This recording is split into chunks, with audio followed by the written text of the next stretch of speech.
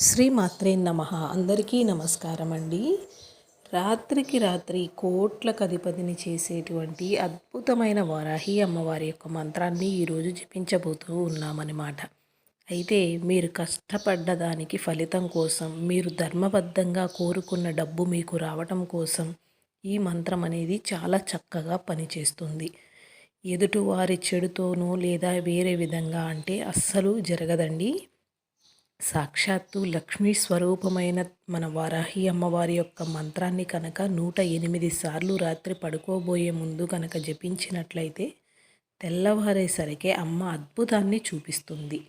మంత్రం వచ్చేసి ఐం క్లీం సౌ, ఐం క్లీం సౌ.